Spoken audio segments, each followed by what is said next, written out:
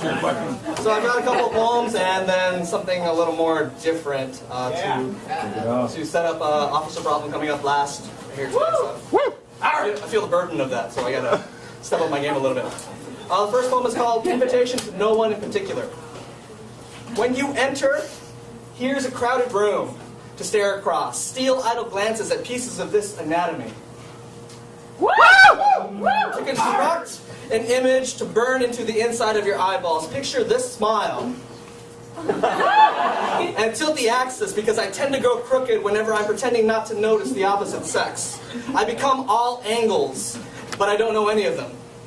For all I know, you're grinding teeth to ash behind those flashlight lips. They're useless against me anyway. I'm almost legally blind and I can be thicker than these glasses dipped in molasses, resting all gentle like a juicy piece of ass. Like, yeah. Sorry. What was I saying? Make it up.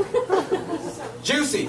Juicy. You see, I'm a master of bad timing. There's 100% chance I'll step on the toes. Your words spawn to tap dance my inner molecules a jiggling. When this happens, break out the cymbals. In fact, bring the whole goddamn marching band. Don't hesitate to come a little closer where your pretty scissor hands can cut along these dotted lines. Spilling laughter, poetry, and caterpillar larvae, itching to erupt wings, uplift stomach, pull the carpet out from underneath my throat. And yes, I apologize, but be mindful of the broken shards of heartbeat from previously undocumented misadventures. Please watch your step.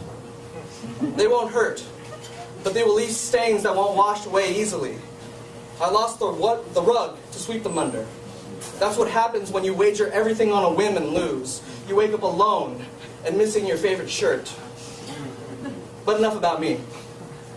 Tell me about your trauma. If it tickles your fancy, I'd love to practice not falling to pieces with you. Woo!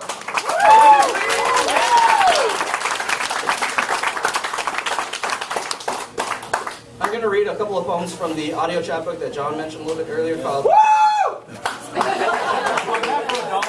Poetry Kills, a Poet Killed by Cliche. Yeah. That's a video game. It's only $5, and it goes out to charity. Really good cause, so even if you don't like my stuff, buy it anyway. Use it as a coaster. So. This first one's called New Paradigm. The first poem I failed to write, I was a subject. An object sitting, waiting out one last day of living. I don't think about death anymore.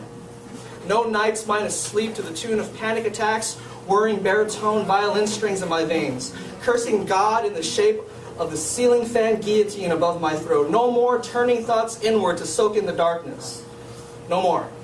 There are too many mistakes still worth making, too many connections to make with people who ache like I ache, too many disconnects and misadventures to drink and cry and laugh over with friends who are not shadows, too many plans to make and unmake because God laughs music to shake the world awake, too many songs to learn and try not to ruin when I open my mouth, too many stories to tell and be told, too much of my head and heart filled to bursting, too many poems to write about anything other than dying.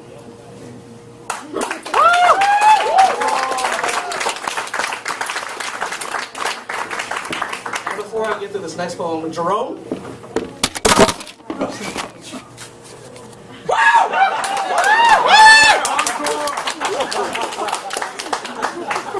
This is called The Poet Kills Poetry. I'm trying to write a masterpiece, but all this imagery makes my eyes bleed, and the assorted acts of artificial alliteration are almost enough to aggravate my, athlete's foot. Sometimes all I can think of are hackneyed cliches, which really gets my knickers in a twist, really chaps my hide. So tonight, I just want to write a bad poem. One that would make high school kids who adore blood-sucking fiends, dripping angst the color of ebon over lazy-eyed cups of coffee, no cream, make those kids just, cringe.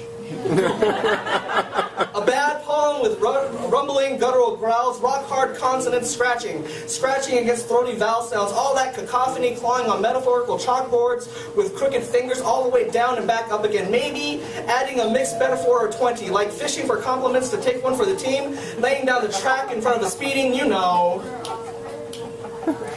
Something. Or bullet.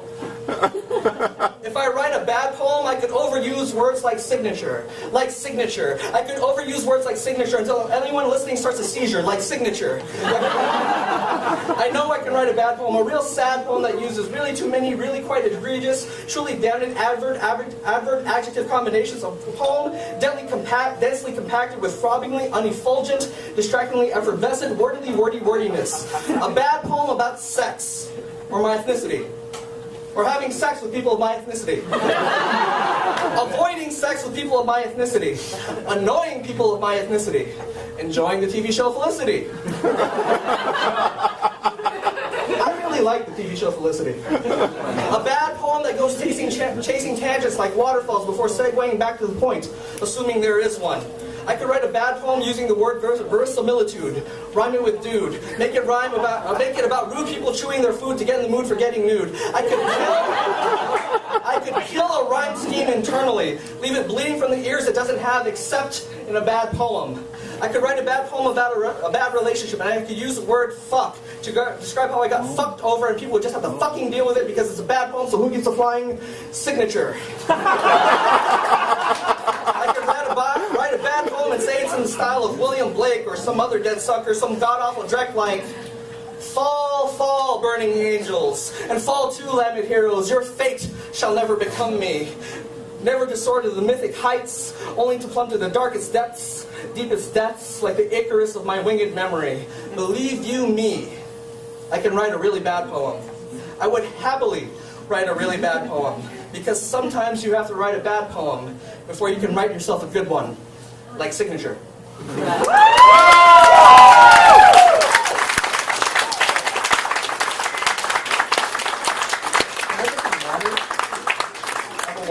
Can I get that? Water! Woo!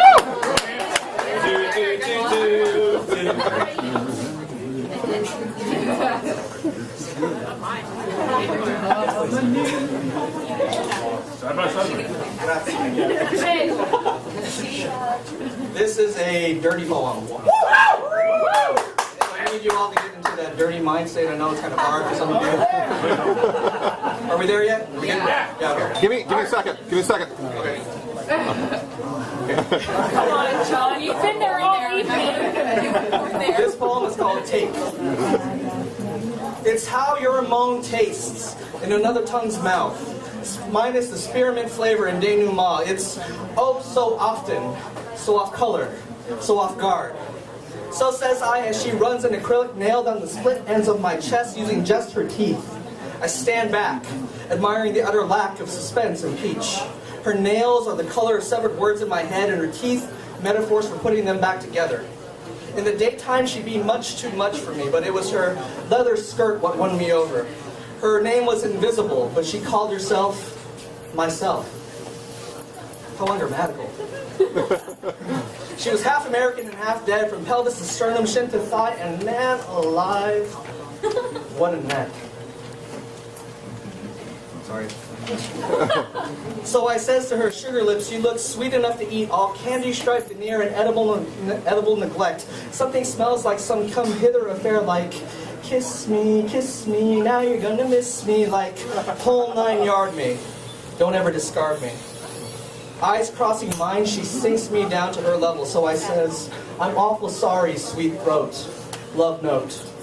But I'm fresh out of balloon animals and party favors, so let's call it a night and say I owe you one.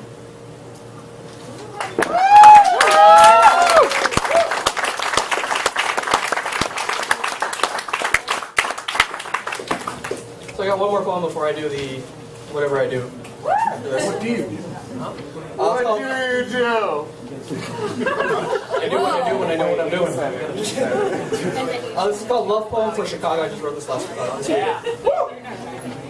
Passing grad students half drunk on writing, I blush Friday late Chicago streetlight, creamy haze, because red is unflattering, and I have an image I prefer to ruin when there are more witnesses present.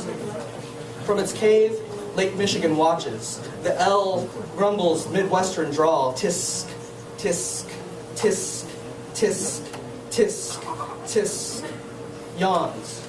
Stretches its width downtown to the shoulder blades. The sky salt shakes hail that cracks in half and half again, to snowflake and snag against wool. This is the city, welcoming, and it is nothing to arch then bow my head at gargoyles that spill, peeking over rooftops. Snowfall melts to rain that drip drops off wide-eyed glasses, slips under footfalls with rotten newspaper stealth, gets into trash bag skin that glistens sweat stains. Traffic signals beckon with bright faces, wink fluorescent mascara. Sidewalk and street beckon for one more to hold hands with them, and I am tempted. I could caress the city's curves, could tiptoe goosebumps down its 11th Avenue or 12th Avenue spine. I could touch its brick-broken dress, all those rough edges giving my fingers the shivers. I could kiss the jazz painted on its lips with the poetry written on mine. I could hold its windstruck wrist, pinch just enough to catch the catch in its rhythm, the scratch in the record, the pause between one pulse and the next. Woo!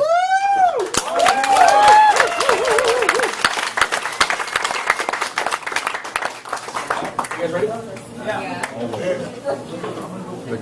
So as a way of getting you guys all jazzed up for opposite problem, I was trying to think of what I could do to get you guys in the proper